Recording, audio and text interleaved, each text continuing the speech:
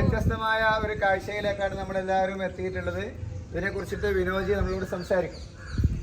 Okay, നേരത്തെ കുറച്ച് സൂചിപ്പിച്ചിട്ടുണ്ടായിരുന്നു, എന്നാലും ഒന്നുകൂടി പറയാം. ഇത് കൈലാസനാഥ ക്ഷേത്രം എന്നാണ് ഈ സ്ഥലത്തിൻ്റെ പേര്. മഹാബലിപുരം ഒരുപക്ഷെ എല്ലാവരും കേട്ടിട്ടുണ്ടായിരിക്കും അല്ലേ? മഹാബലിപുരം ചെന്നൈയുടെ അടുത്തുള്ള മഹാബലിപുരം തമിഴ്നാട്ടിലെ തന്നെ പുരാതനമായ നിർമ്മിതികളിൽ പെട്ടതാണ്. അവിടുത്തെ ബട്ടർ ബോൾ, വെണ്ണ അത് നരേന്ദ്രമോദി അവിടെ പോയ സമയത്ത് അത് വളരെ പ്രശസ്തമായി. പിന്നീട് ഒരുപാട് ആൾക്കാർ വരുന്ന സംഭവമുണ്ട്. അതേ കാലഘട്ടത്തിൽ സംഘകാലഘട്ടം AD 4-ാം നൂറ്റാണ്ട് ഒക്കെ ഉള്ള ആ കാലഘട്ടത്തിലാണ് ഇതിൻ്റെ അവസാന കാലം. അതായത് BC 6-ാം നൂറ്റാണ്ട് മുതൽ AD 4-ാം നൂറ്റാണ്ട് വരെയുള്ള ഒരു കാലത്താണ് ഈ ഇതിൻ്റെയൊക്കെ മഹാബലിപുരം ഇവിടെയൊക്കെയുള്ള നിർമ്മിതികൾ ഉണ്ടാകുന്നത്. ഇതിൻ്റെ നിങ്ങളിപ്പോൾ ഇരിക്കുന്നിടത്തൊക്കെ കാണുന്നത് ലിഖിതങ്ങളാണ്, ശിലാലിഖിതങ്ങളാണ്. ചൂണ്ടമുള്ളൊക്കെയാണ്. ഇതിൻ്റെ കഥകളും സംഭവങ്ങളൊക്കെ പഴയ ലിപിയിൽ എഴുതി വെച്ചാണ്. അത്രയും പുരാതനമായ ഒരു ക്ഷേത്ര നിർമ്മിതിയിലാണ് നമ്മളിപ്പോൾ ഉള്ളത്.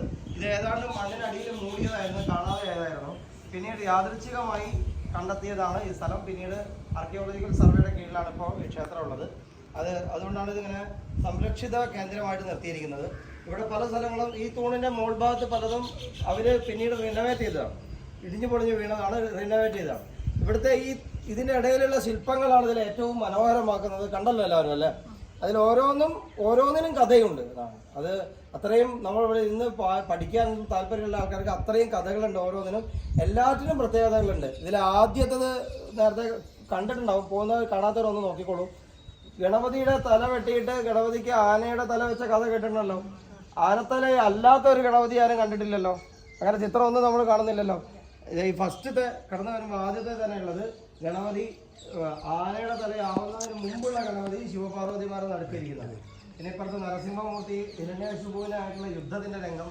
അങ്ങനെ നിരവധി കഥകള് മഹാഭാരതത്തിലെയും രാമായണത്തിലെയും നിരവധി കഥകൾ പല രീതിയിൽ ഇവിടെ ചിത്രീകരിക്കപ്പെട്ടിട്ടുണ്ട്.